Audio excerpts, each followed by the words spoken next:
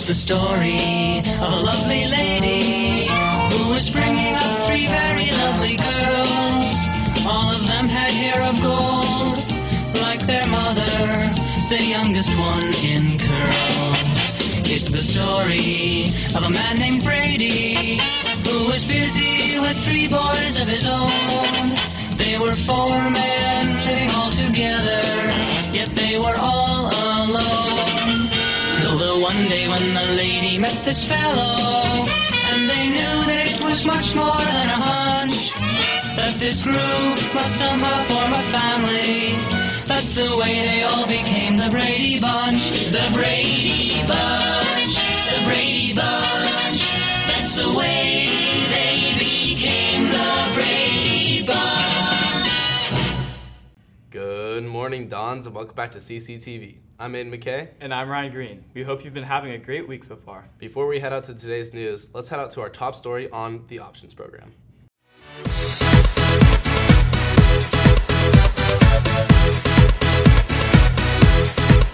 Today, I'm here with a few of the mentors who are part of the options program, Hannah, Anna Paula, and Elizabeth. So, Hannah, can you tell us a little bit about the options program?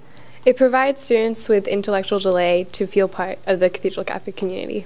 And Anna Paula, as a mentor, what do you guys exactly do? So as mentors, we go with them to their classes and we try to break down the materials and we just try to create a positive environment for them. Thank you. And Elizabeth, finally, how can you apply for the options program and when is the deadline? So applications are open to current sophomores and juniors for next year, and applications are due next Thursday, January 29th, and you can pick them up in Drexel 108. If you wish to take part in the options program, applications are due on January 29th. Thank you, and let's send it back to the newsroom. Thanks, Clayton and Taz. The winter rally is next Friday, so be sure to come out and show your school spirit. The Diocese of San Diego has established the Bishop Flores Scholars Tuition Assistance Program to provide annual K-12 tuition assistance totaling $1 million for students in need to attend Catholic schools in our diocese. CCHS families have the opportunity to apply beginning January 23rd, 2015. Now, let's throw it off to Emily with CCTV Light. Thank you for being a friend.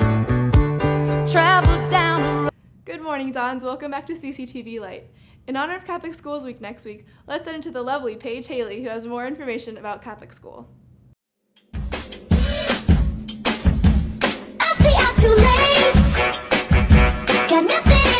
Thanks, Emily. I'm here with Mrs. Lonergan, who is a religion teacher. So, Mrs. Lonergan, can you tell us a little bit of background on Catholic Schools Week? Well, it started basically to help encourage people to be proud of going to Catholic school or working at a Catholic school and to evangelize, to promote our faith and to let people know about what it means to be in a Catholic school in any capability, any capacity rather.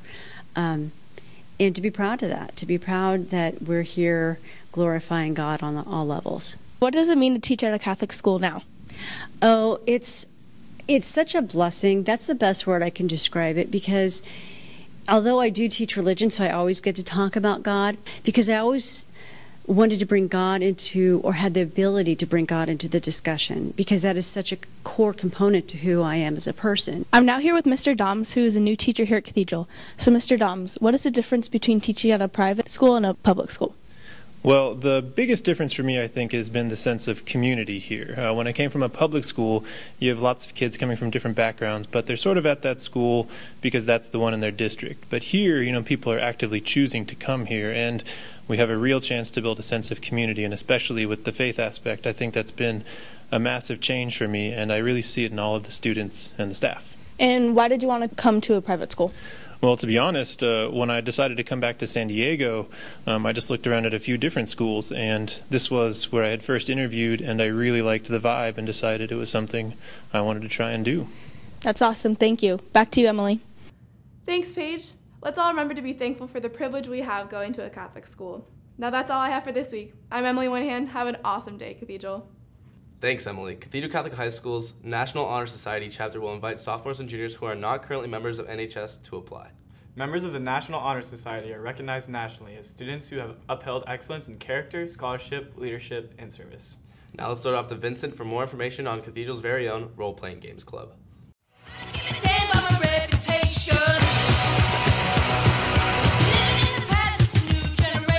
Well, the Role-Playing Games Club came about 4 years ago. And there was a group of students who wanted to play role-playing games and just kind of get together and have fun during lunches. Role-playing games are, the typical one that people think of is Dungeons and Dragons. And you make a character and you have the funny-looking dice and you kind of adventure around searching for dragons and gold and things like that. There's lots and lots of other role-playing games, including the video games and other sorts.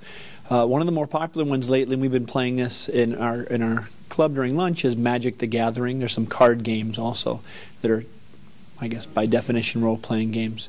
So it's just a group of people, boys and girls, who come together and have some fun at lunch and just kind of entertain themselves.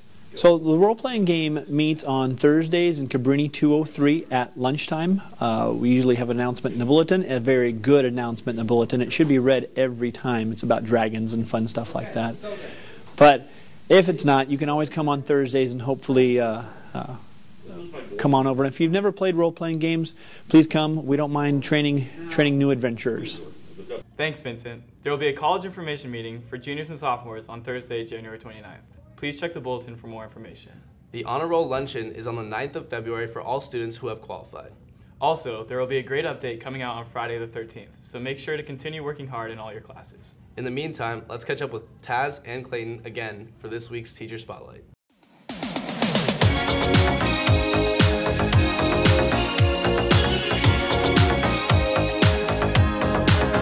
This week, for Teacher Spotlight, we decided to interview Miss Dancy.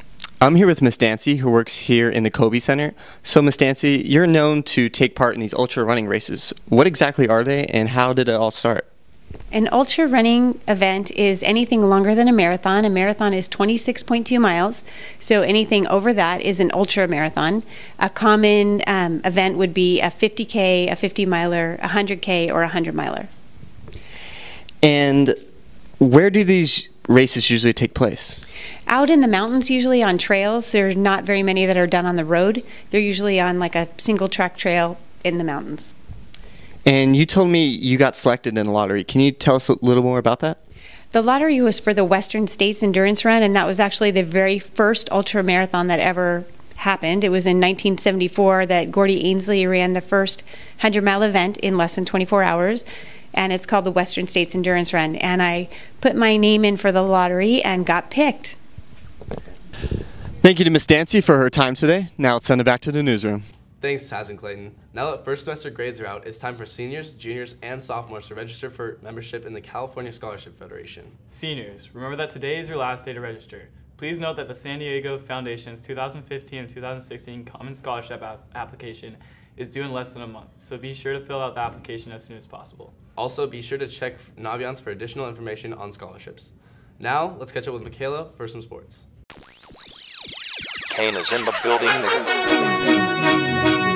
Good morning, Dons, and welcome back to your weekly sports report. Let's start off today's segment with the Lady Dons basketball team, who defeated the Scripps Ranch Falcons last week 66-47. And they did it again in their game against UC, where they posterized the Centurions 61-25. Great job, girls. Dribbling over to your Dons basketball team, who also beat the UC Centurions 76-61. Junior Austin Beach scored 19 points and had 5 rebounds. Junior Kyle Kappas scored 17 points. Junior Reed Johnson scored 12 points and had 10 rebounds. Junior Cameron Moore had 8 assists and 8 rebounds.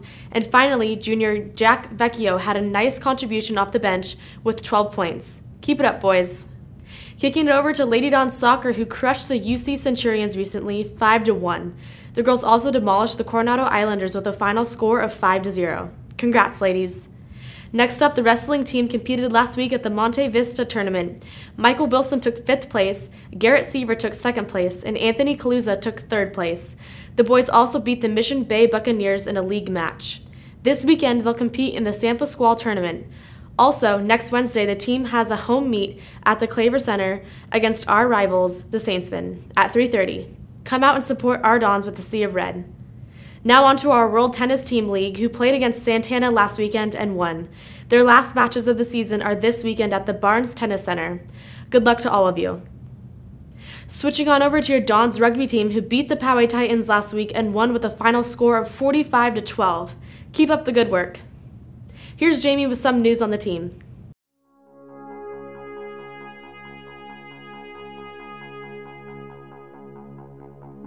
Thanks, Michaela. I'm here with 3 members of our Dons rugby team, Jacob Vandergriff, Adam Wilson, and Chucky Almu. So tell me, Adam, how's the team doing so far? So we have 4 victories right now, and we're hoping to beat LCC with and continue our undefeated record for the last 2 years. So we're going to have a good season. And Chucky, are there any challenges that you guys are up against this year? Some pretty good teams we might face are St. Augustine and Torrey Pines. And I hear that the Dons rugby team is doing a fundraiser. Do you want to tell me a little bit about that? Yeah, sure. So around campus, you're going to see bins that you can put shoes in, and we're collecting old and used shoes as long as they're in pairs. And you can turn them in, and these shoes go to charity, and they're helping us raise money for our Australia trip.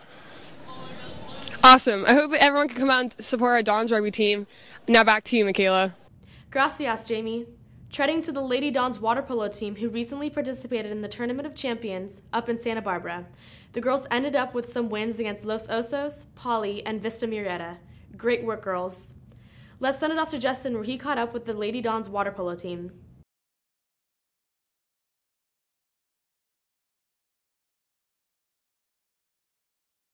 Thanks, Michaela. I'm here with varsity water polo captains Kelsey, Sarah, and Gabby. Now, Gabby, how does the team prepare?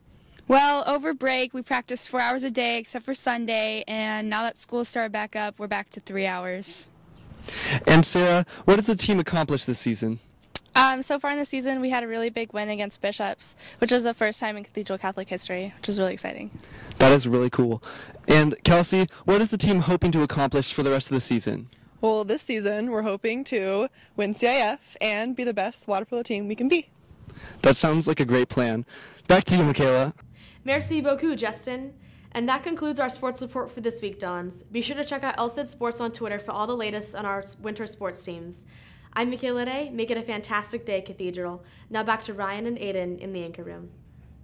Thanks, Michaela, and good luck to all of our sports teams. For those interested in participating in spring sports, please be sure to get your clearance cards in soon. Well, that's all the news we have for this week, Dons. I'm Aiden McKay. And I'm Ryan Green. Have a great weekend, Dons.